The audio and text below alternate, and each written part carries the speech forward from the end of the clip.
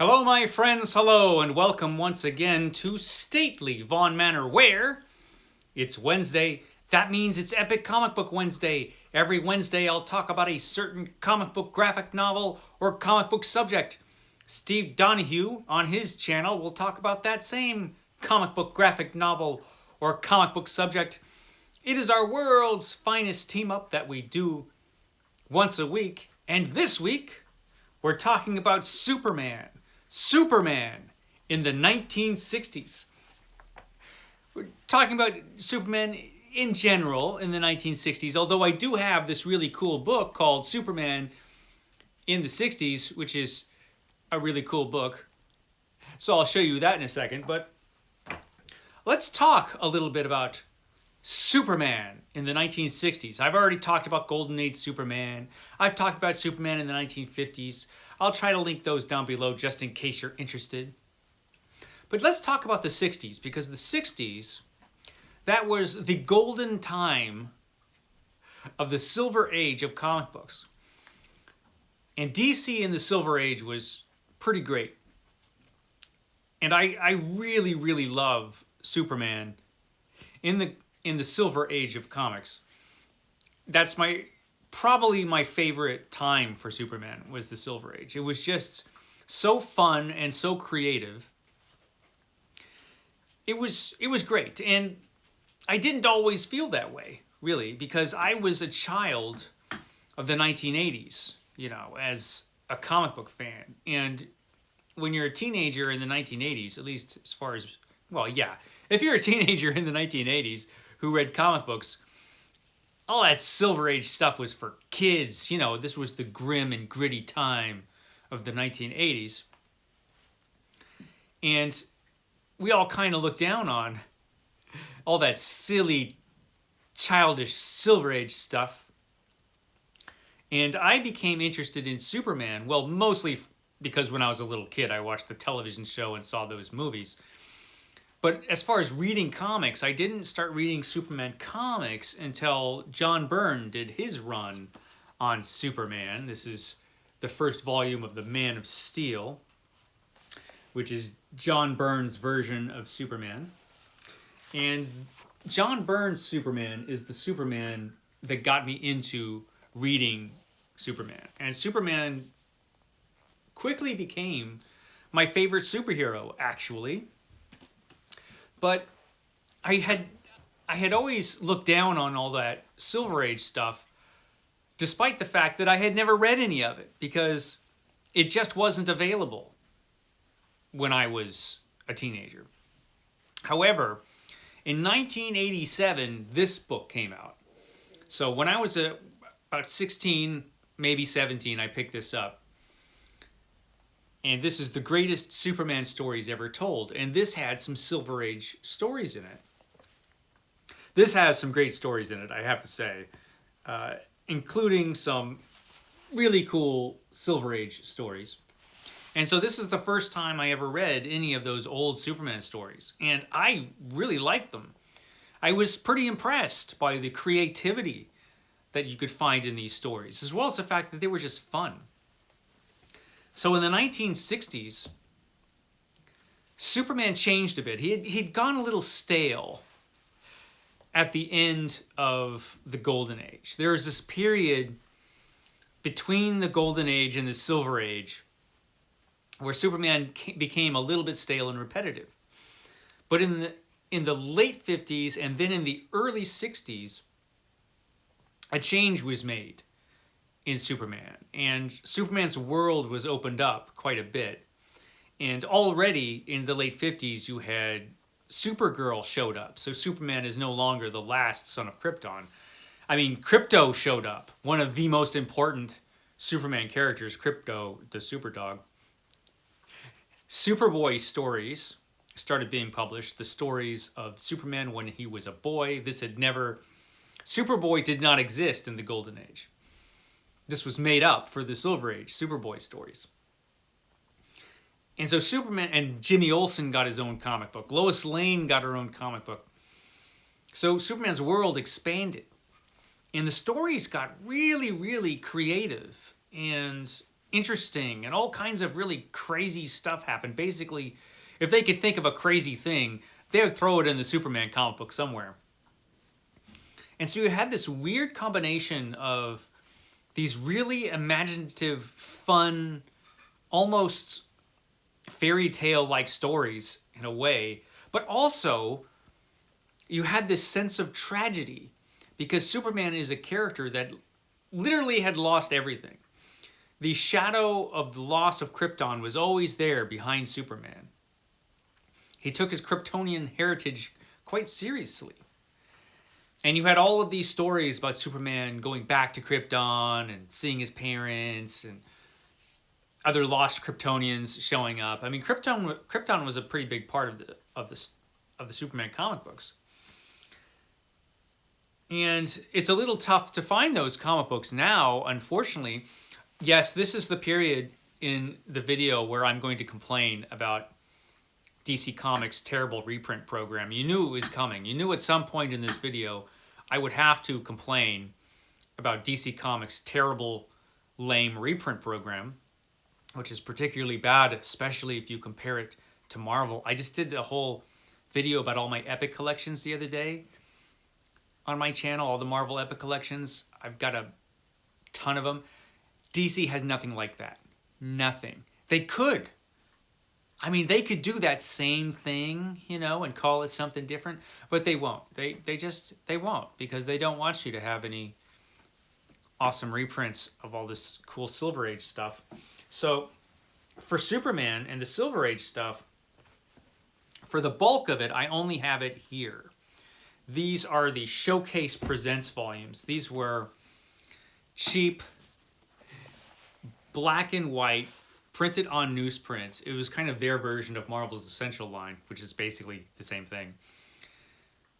But they reprinted, there's a bunch of their Silver Age comics in this cheap format.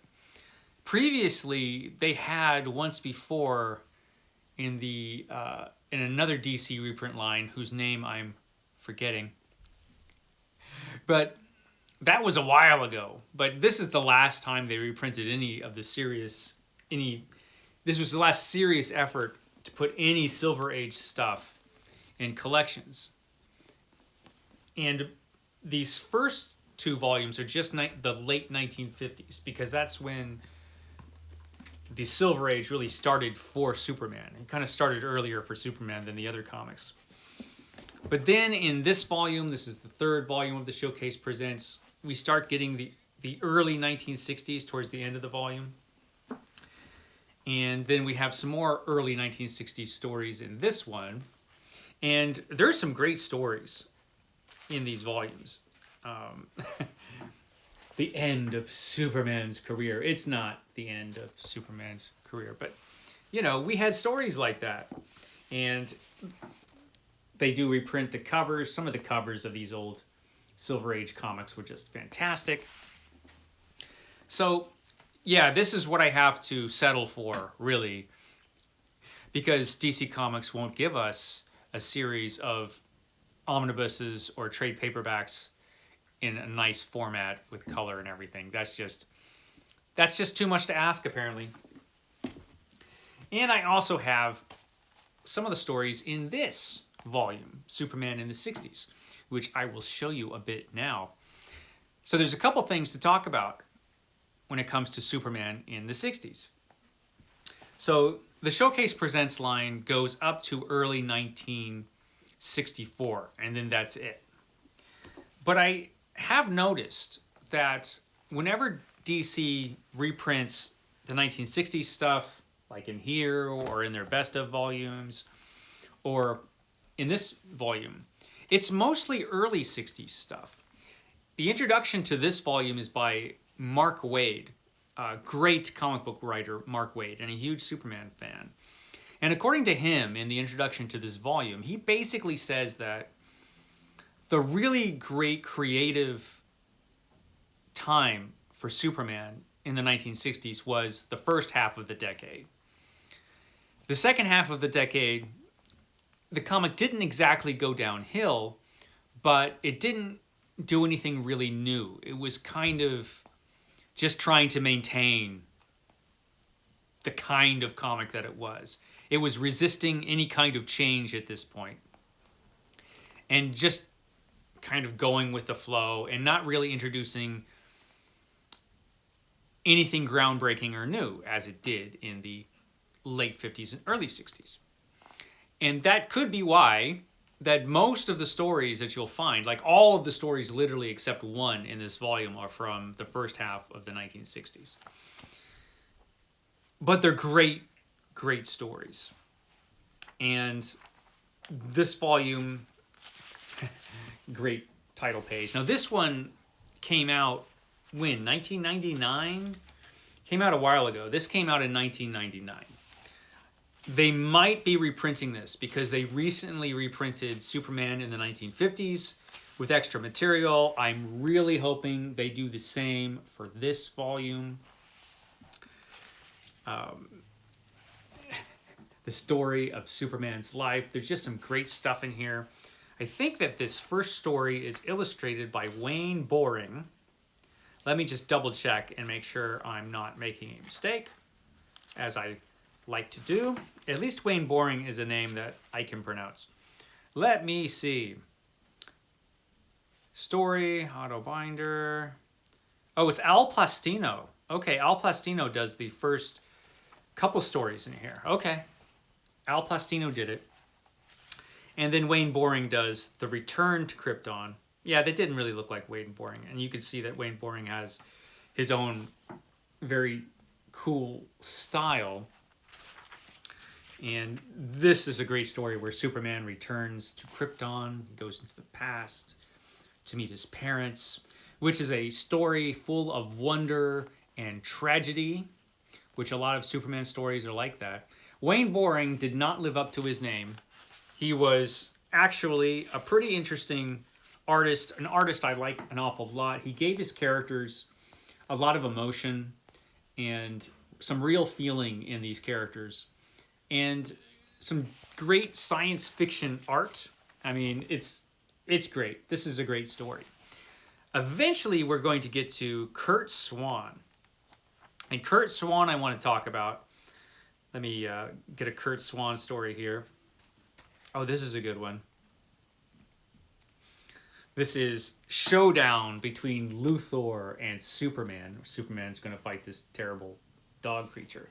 So Curt Swan is an artist who, through the 1960s and the 1970s and into the early 1980s, drew Superman. I mean, his career was basically Superman, and at that time, for a few decades really, he was the artist that you would associate with Superman. And he was a really, really talented artist. And he made Superman both super, but also he gave Superman a humanity to him, you know. So he did have this tremendously powerful, heroic character, the heroic Superman, but he also gave him some vulnerability too. It was a tremendous artistic achievement, his achievement on Superman. And he left the book, of course, when DC decided to do Crisis on Infinite Earths and revamp everything. And so the Superman comics were revamped. There are some strange stories that happened in the 1960s. But certainly Curt Swan was just a fantastic artist. And like I said, he was the guy that was most associated with Superman. So hopefully this book will be reprinted, because I would love to see a newer version of this. Of course, I would love to see a newer version of all of the stories that you can find in the Showcase Presents DC Comics. Your reprint program sucks. But DC Comics, they don't care about us, comic book fans. No, they don't. So all of this great Curt Swan art in these wonderful stories, all in black and white. Now, I have seen these, all of these showcase volumes, unfortunately, are out of print now. So you would have to hop on the eBay if you're interested in finding some of these. You can sometimes get some good deals on them, but I've seen them also at stupid prices too. So let's hope we can see some of this great 1960s era Superman reprinted. It was a wonderful, creative era for Superman. Like I said, it was just so fun and interesting and imaginative. Like I said, if they can come up with a story, no matter how bizarre, they would throw it in there. They would make a story about it. Like we've got the Interplanetary Olympics. You know, anything can happen in these old Superman stories. They deserve to be reprinted in a wonderful format, like the omnibus format, or even, you know, nice trade paperbacks. But no, we've got these. Wonderful time for Superman. Superman, Kurt Swan. It was awesome. I guess that's all I have to say about Superman in the 1960s. It was a wonderful time to be a Superman reader that I missed out on. But we can all catch up now if, you know, we can get our hands on these anyway. Be sure to catch Steve Donoghue's video. Steve Donoghue, I hear, was actually around when these stories were originally published. So, you know, that's cool. Is this a fold out? I think this is a fold out. Let's end the video on a fold out. If I can fold it out. Here we go. It's a fold out picture. Isn't that awesome? Okay, guys, I will catch you next time.